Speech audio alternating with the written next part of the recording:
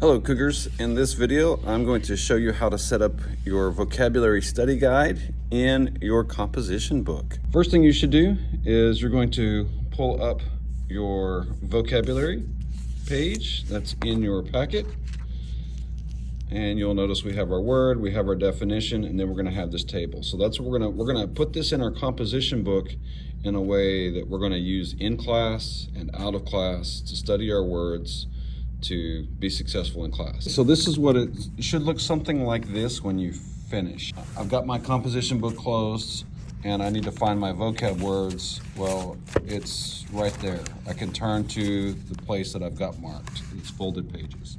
So you can see I've got the words: qualitative, quantitative, precision, accuracy, independent variable, dependent variable. And then inside I've got the definitions. Okay, later we're gonna add something here. And then later we're going to add something here. Okay, I did not finish all of my words on this page, so I went to the very next page and folded another one down and did the rest of the words. I was actually able to make mine fit, but you will notice that these two words, I shortcutted the definition. If you did not, that's fine, and if you wound up using a third page, that's fine, perfectly fine. From the top, here's what we're doing. First clean page, fold the paper in half. We're going to write the words on the front, definitions on the inside. We're going to leave this space blank. We're going to leave this space blank, okay? We're going to write the definition, and since these are the largest thing to write, that's probably what you should write first. Just make sure that on top, the words and the definitions match up, so that you have a study aid. Later on, we're going to add to it. Okay.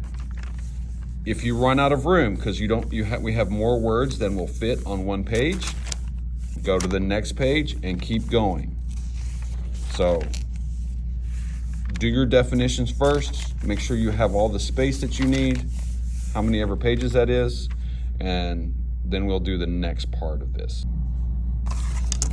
Okay, so just real quick, how do I make the other side match? One easy way is, and to draw your lines, is unfold the paper, and then you can do your line all the way across, because we're going to use that line later. That might help. Also, if you flip it over on the back, now I can see the text underneath that I had written, so now it's easy to find where I'm going to draw the next line. So I'm going to draw that next line right there. So if you unfold the paper while you're doing it, it'll help, because the fold is only there for you to practice, but also to be a bookmark once you close your comp book. Okay, so go ahead and pause the video and build your vocab study guide.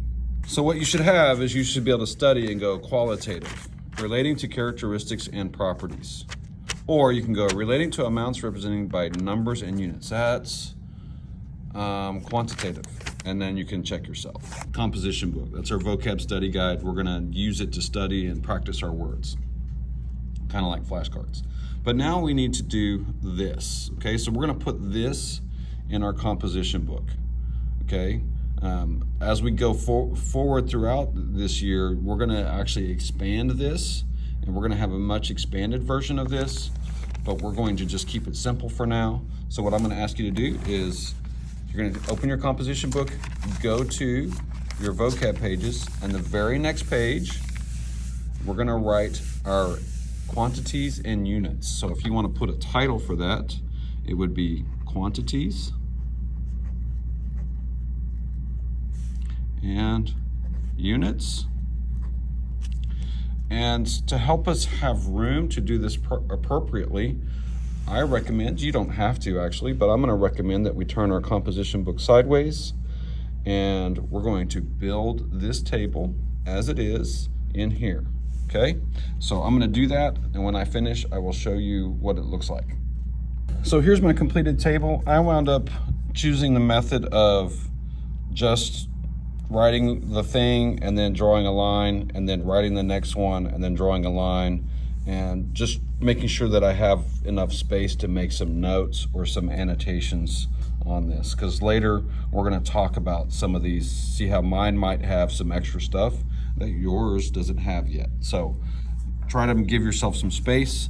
The big thing to really pay attention to though is if it's lowercase, it's lowercase. If it's cursive or a squiggly thing, it's got to be like that. There's a reason it's like that.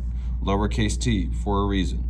Lowercase m, lowercase v, capital T. It's that way on purpose. So if you use big block letters to print, not for these. These are specific letters and the case matters, okay? Same over here. And we'll talk about this some more later. I do use a cursive S when I write my S for seconds because this looks like a 5 for my students. So I use this a lot, but you're welcome to use that. Just make sure it's clear that you mean seconds. Meters per second, we'll get into this some more, but I prefer that you write it this way. You should write it that way as often as you can. Just know that when you read it in a text or on a computer, they might write it like this. Why? Because the computer can't do it like this. But this is more correct because these units mean math things. And so we need to write it like a fraction, okay? Meters per second. That's what that line means. And we'll talk about that some more. Quick note, this page eventually is going to be used for something else, so do not write on the back of this, okay? That is how you set up your composition book. With each unit, we're going to do this. You're going to have your vocab pages, we're going to add some study things to it, and you're going to have your units table.